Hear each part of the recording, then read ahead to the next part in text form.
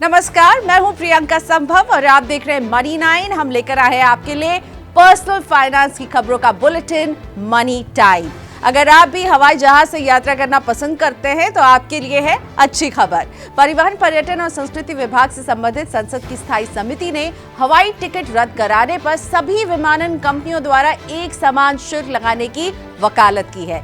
समिति का कहना है कि हवाई टिकट रद्द होने पर लगने वाले शुल्क दरों को युक्तिसंगत बनाने की जरूरत है। टिकट रद्द करने की स्थिति में यात्रियों से वसूले जाने वाले शुल्क के लिए उच्च सीमा तय की जानी चाहिए।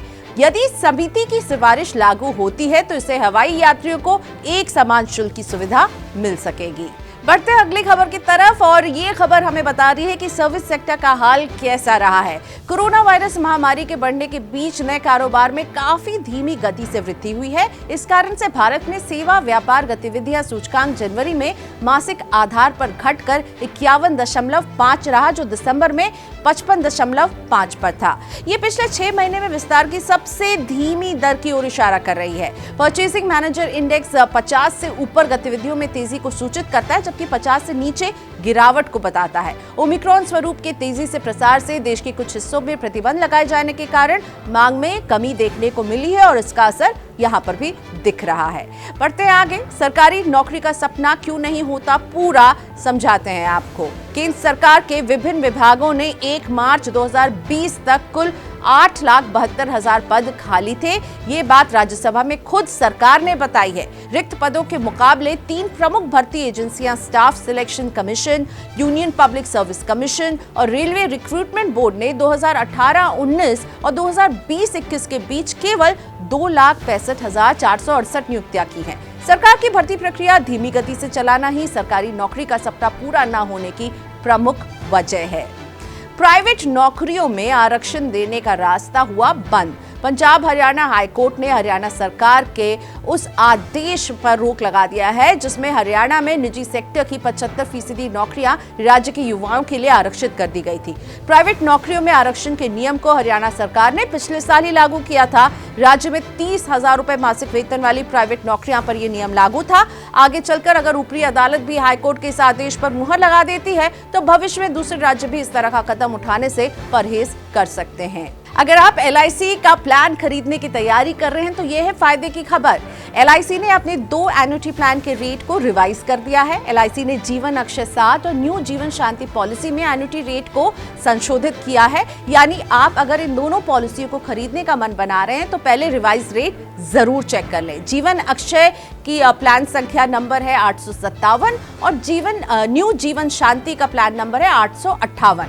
एन्युटी रेट में बदलाव के साथ ही LIC ने इन प्लान के साथ एक और बदलाव किया है। अब आप इन प्लान को कॉमन पब्लिक सर्विस सेंटर से भी खरीद सकते हैं। और मनी टाइम की अगली खबर है क्रिप्टो निवेशकों के लिए।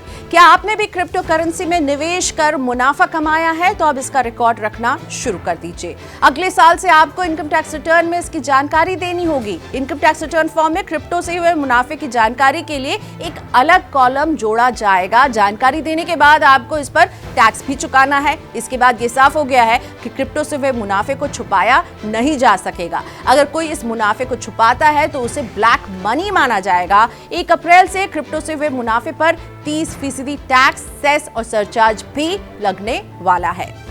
टायर कंपनियों के कार्टेल पर हुई बड़ी कार्रवाई। साठगांठ कर ग्राहकों को ठगने वाली टायर कंपनियों पर तगड़ा जुर्माना लगा है।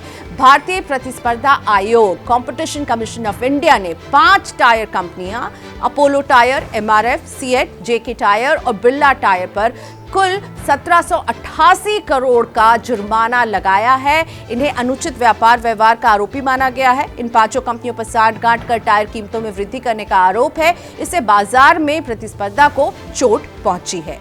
देश में पहली बार ऐसा होगा कि डायरेक्ट टैक्स का रिकॉर्ड कलेक्शन देखने को मिल सकता है। केंद्रीय प्रत्यक्ष कर बोर्ड यानी CBDT के चेयरमैन JB महापात्रा ने कहा है कि प्रत्यक्ष कर संग्रह चालू वित्त वर्ष के अंत तक 12.50 लाख करोड़ रुपए के लक्ष्य को पार कर सकता है। डायरेक्ट टैक्स कलेक्शन अब तक 11.18 लाख करोड़ रुपए से ऊपर कभी नहीं गया है। 1 फरवरी तक डायरेक्ट टैक्स संग्रह 10.38 लाख करोड़ रुपए हो चुका था। ये बजटीय अनुमान से केवल 70,000 करोड़ रुपए कम है। चालू वित्त वर्ष के समाप्त होने में अभी 2 महीने हैं, ऐसे में लक्ष्य तक पहुंचना संभव लग रहा है। 2018-19 में कुल डायरेक्ट टैक्स जो जुटाया गया था वो 11.18 लाख करोड़ रुपए था। 2019-20 में यह आंकड़ा 10.28 लाख करोड़ रुपए का था और 2020-21 में 9.24 लाख करोड़ रुपए का यह आंकड़ा था। इलेक्ट्रिक वाहन खरीदने वालों के लिए काम की खबर। इलेक्ट्रिक वाहन कंपनी हीरो इलेक्ट्रिक ने निजी क्षेत्र के में एक्सिस बैंक के साथ एक समझौता कर लिया है और इसके तहत इलेक्ट्रिक वाहनों के लिए ग्राहकों को रिटेल फाइनेंसिंग की सुविधा उपलब्ध कराई जाएगी। हीरो इलेक्ट्रिक ने कहा है कि ग्राहक कंपनी के 750 से अधिक डीलर नेटवर्क पर दोपहिया वाहनों के वित्त पोषण का विकल्प चुन सकते हैं। कंपनी ने कहा है कि इस साझेदारी के जरिए हीरो इलेक्ट्रिक के ग्राहक अब कम से कम कागजी प्रक्रिया के साथ कई मूल्यवर्धित वित्तीय लाभ प्राप्त कर पाएंगे। इस समझौते से ग्राहकों को सुगम तरीके से खरीदारी का अनुभव मिलेगा।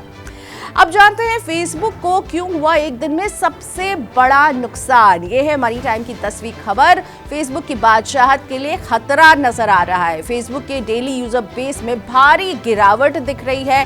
फेसबुक के 17 साल के इतिहास में ऐसा पहली बार हुआ है कि इसका यूजर बेस कम हो रहा है। फेसबुक की पेरेंट कंपनी मेटा की ताजा रिपोर्ट के मुताबिक फेसबुक ने 2021 की चौथी तिमाही में करीब 5 लाख ग्लोबल डेली यूजर्स को खोया है। इस खबर के बाद मेटा प्लेटफॉर्म इंक के शेयर 22% से अधिक गिर गए। इससे कंपनी का बाजार मूल्यांकन एक दिन में $200 अरब कम हो गया। यूजर्स की संख्या कम होने से कंपनी के मुनाफे पर असर पड़ा है। इतना ही नहीं, इसका कंपनी को मिलने वाले विज्ञापन पर भी सीधे तौर पर प्रभाव पड़ेगा। अब बताते हैं LIC है कितना मूल्यवान ब्रांड। विनिवेश के लिए तैयार देश की सबसे बड़ी बीमा कंपनी LIC करीब 64,772 करोड़ रुपए के मूल्यांकन के साथ देश का सबसे मजबूत और बड़ा ब्रांड है। ये मूल्यांकन इसे दुनिया में सबसे मजबूत बीमा ब्रांड बनाता है। लंदन की ब्रांड फाइनेंस के अनुसार LIC का बाजार मूल्यांकन 2022 तक 43.40 लाख करोड़ रुपए और 2027 तक 59.9 लाख करोड़ रुपए होने का अनुमान है। LIC 2021 में वैश्विक ब्रांड रैंकिंग में 32वें स्थान की छलांग के साथ 206वें स्थान पर पहुंच गई है। यह रिपोर्ट नवंबर 2021 में तैयार हुई थी, लेकिन इसे अब सार्वजनिक किया गया है। अब आपको देते हैं स्टार्टअप दुनिया की हलचल। कोरिया की गेमिंग कंपनी क्राफ्टन ने इंडियन गेमिंग स्टूडियो नॉटिलस में $54 लाख का निवेश किया है। कंपनी इस पैसे का इस्तेमाल क्रिकेट के अलावा कई स्पोर्ट्स गेम्स को अपने पोर्टफोलियो में शामिल करने के लिए करेगी। 2013 में स्थापित नॉटिलस क्रिकेट गेम्स को डेवलप और पब्लिश करती है। तेजी से आगे बढ़ती एडटेक प्लेटफॉर्म कोलर्न ने सीरीज ए फंडिंग राउंड में $1.7 करोड़ की राशि जुटाई है। कंपनी ने TNB औरा, KTB नेटवर्क और बाइनस ग्रुप से यह निवेश हासिल किया है।